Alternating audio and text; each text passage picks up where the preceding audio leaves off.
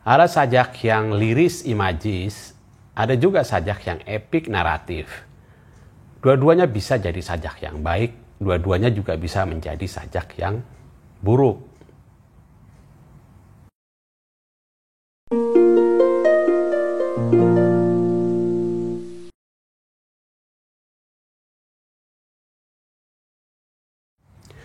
Halo, ketemu lagi di vlog Juru Baca. Saya Hasan Aspahani. Kita lanjutkan serial kelas puisi. Ini episode keempat. Kita ngebahas soal sajak epik naratif di satu sisi, atau di satu kutub, atau di satu kubu. Dan sajak yang liris, imagis di kutub lain, di kubu lain. Ya, sebenarnya tidak ada kubu-kubuan ya. Dua-duanya bisa menjadi sajak yang baik atau menjadi sajak yang buruk. Dua-duanya juga bisa menjadi sajak yang mengucapkan hal-hal yang penting. Dua-duanya juga bisa menjadi sajak yang indah, tentu saja begitu, dengan ciri khas masing-masing. Jadi kita nggak perlu merisaukan kenapa banyak orang yang nulis sajak liris sekarang misalnya, atau kita juga tidak perlu merisaukan kenapa kecenderungan sajak-sajak protes sosial atau sajak-sajak sosial kemasyarakatan, sajak-sajak politik itu lebih banyak mengambil bentuk epik naratif misalnya begitu. Sajak-sajak Tukul misalnya, atau sajak-sajak Rendra pada potret pembangunan dalam puisi misalnya, kan lebih banyak mengambil bentuk-bentuk yang epik naratif, bercerita, bukan sajak-sajak yang liris. Nah, itu udah menjawab pertanyaannya sendiri kan, bahwa sajak-sajak dengan tema itu lebih cocok untuk ditulis dalam bentuk epik, yang sajak naratif, sajak yang bercerita, seperti yang ada tokoh di situ, ada cerita gitu. Jadi bukan persoalan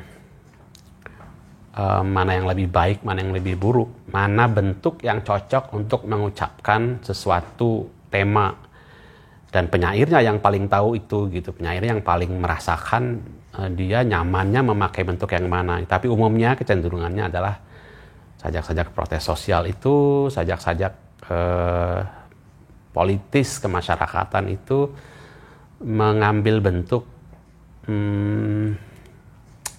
epik, naratif, bercerita begitu, karena penyairnya kan mengambil bahan dari pengamatannya terhadap lingkungan sekitarnya, masyarakat, situasi politik begitu gitu. Nah, disitulah kejelian Rendra ketika dia membuat sajak-sajak pamflet itu. Dia memasukkan sajak yang seolah-olah, dan bukan seolah, memang liris ya, imagis, liris gitu, sajak cinta gitu, sajak kerinduan pada kekasih si aku itu gitu. Tapi isinya adalah protes sosial gitu, masih terasa sebagai sebuah epik juga, dengan tokoh aku di situ, dan dia bercerita juga tentang perjalanannya, misalnya sajak pamflet cinta deh misalnya. Itu kan terasa sekali bahwa ini sajak yang dengan mahir mengeblendkan, mencampurkan batasan antara epik naratif dengan liris imagis itu gitu. Ya, dari mana sih asalnya sajak epik naratif itu ya? Asalnya kan namanya aja kita bisa lacak, misalnya epik, epos, cerita kepahlawanan, cerita tentang tokoh-tokoh besar. Ya dia cerita memang begitu. Pada awalnya dulu kan memang, kalau melihat sejarah kita sendiri pun begitu kan, syair itu kan cerita sebenarnya yang disampaikan dalam bentuk tetap. Nah, bentuk tetapnya itu kemudian berkembang, kalau mau dirunut sejarahnya, menjadi puisi. Nah, kebutuhan bercerita itu yang dulu dilayani oleh syair itu kemudian menjadi bentuk-bentuk prosa. Nah, dari situ bentuk awal itu menjadi genre lah kalau mau disebut sekarang gitu ya kan. Sajak-sajak epik itu memang sajak yang dengan bentuk itu si penyair ingin bercerita, menyampaikan sebuah cerita dengan satu tokoh, mungkin orang ketiga. Balada orang-orang tercintanya Rendra itu contoh sajak epik yang bisa kita pelajari terus-menerus bagaimana Rendra memaksimalkan pemakaian bentuk epik itu untuk bercerita tokoh-tokoh. Mungkin ada tokoh itu, tapi juga mungkin imajinasi Rendra, atau Rendra mengolah dari cerita-cerita lokal. Cerita itu kemudian digubah menjadi puisi.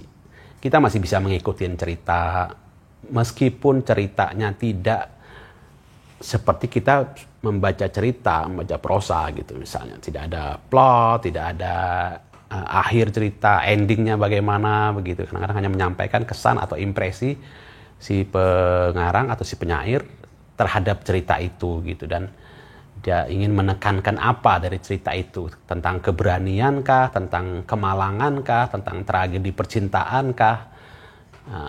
Nah, itu contoh sajak Rendra. Kalau kita ingin menulis sajak dengan model seperti itu, ya kita memakai epik. Sajak epik yang naratif itu naratif artinya bercerita panjang. Tidak terlalu padat pengucapannya seperti sajak yang kedua yang kita bahas, sajak liris, imagis.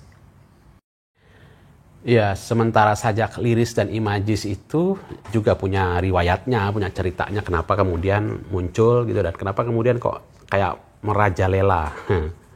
Kenapa kemudian sangat digemari oleh penyair gitu, orang yang mungkin baru bergelut dengan puisi, ya mencoba dengan itu gitu. Nah, liris itu kan, nah asal katanya ya, etimologinya dari lira itu alat musik petik gitu yang mengiringi ketika sebuah sajak dinyanyikan. Sajaknya itu kemudian menjadi ciri khas gitu, sajaknya tentang perasaan, tentang kerinduan, tentang kehilangan, tentang cinta, tentang lirik lagu pun berasal dari situ etimologinya gitu. Nah, lirik lagu gitu. Jadi lirik itu umumnya tentang perasaan. Nah, itulah sajak liris ciri khasnya gitu, tentang ekspresi perasaan.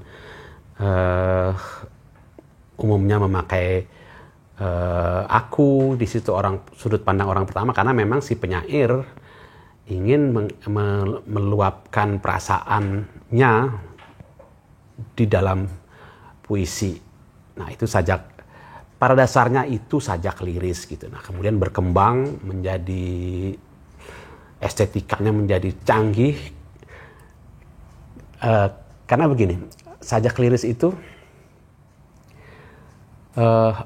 perasaan itu, bahan utama sajak liris itu kan sebenarnya abstrak.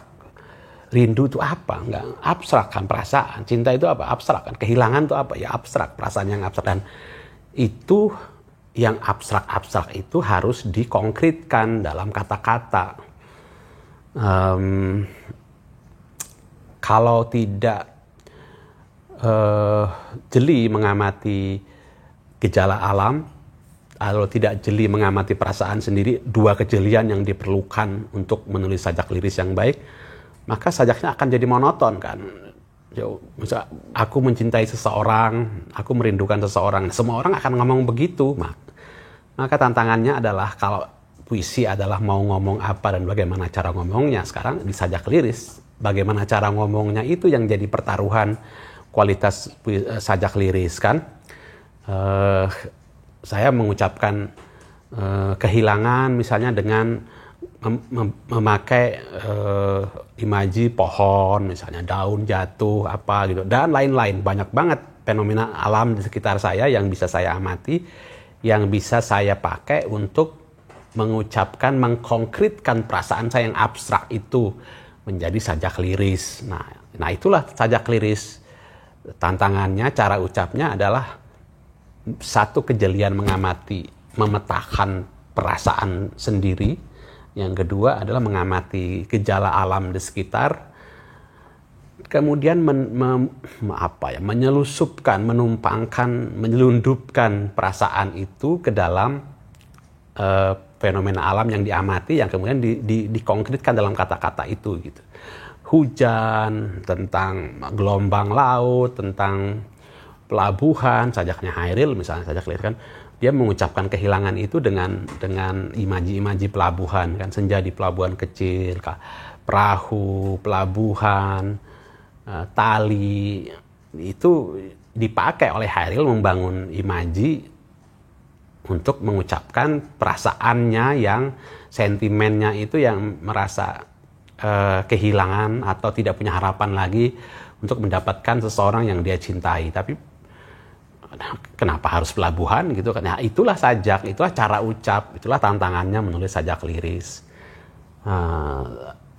Liris, imajis berdekatan. Biasanya sajak imajis itu sebenarnya sajak yang di Inggris ya, ada sekelompok penyair imajis yang mendeklarasikan sebuah gerakan imajis, begitu mereka namakan.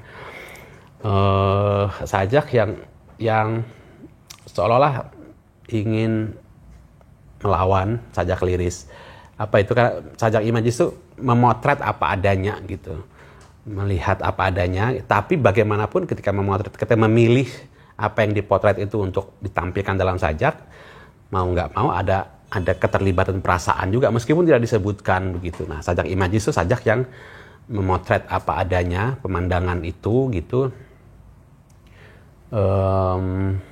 tanpa melibatkan perasaan, tanpa kata-kata yang berbunga-bunga gitu. Mereka mengambil pengaruh dari haiku Jepang, mengambil pengaruh dari sajak Cina klasik yang memang kerja penyairnya memotret apa aja gitu, memotret tentang gunung, memotret tentang penyeberangan, memotret apa gitu, meredam perasaan gitu, tapi tetap terlibat perasaan itu ketika memilih apa yang ingin dipotret dan ditampilkan dalam sajak itu kan gitu. Nah, di Indonesia umumnya sajak liris imajis itu tercampur dan itu bagus, bukan hal yang buruk gitu. Liris, maka saya dalam kelas ini ingin membedakannya liris imajis di satu sisi, yang mana lebih kuat campurannya, kadarnya, yang lirisnya atau imajisnya itu bisa bermacam-macam, dan itulah tantangan dari menulis sajak. Atau di kutub lain ada sajak yang naratif, epik, yang bercerita, yang menyampaikan sudut pandang orang ketiga, tokoh yang seolah ada cerita di situ, tapi tetap juga menyampaikan impresi-impresi di si penyairnya terhadap kesan atau pendapat si penyairnya terhadap peristiwa itu gitu. Dia tetap memasukkan pendapatnya, bukan sekedar bercerita juga. Nah, itulah puisi liris imajis di satu sisi dan epik naratif di satu sisi. Mau menulis yang seperti apa terserah. Kita yang menentukan, kita yang ingin mengucapkan sesuatu. Nah, apakah yang kita ucapkan itu cocok dengan bentuk yang mana, ya kita yang menimbang itu gitu. Atau nggak usah peduli ketika menulis, ya nggak usah peduli dengan itu, tulis aja gitu. Mau nulis apa, dapat bahan apa tentang sajak, ya tulis aja. Ya itu, kalau ada pertanyaan nanti di komen, atau ada usulan untuk tema berikutnya silakan. Di vlog ini, kelas puisi adalah seri yang akan muncul setiap hari Selasa, dan kita membahas hal-hal yang terkait penulisan puisi dan pembacaan puisi. Oke, terima kasih.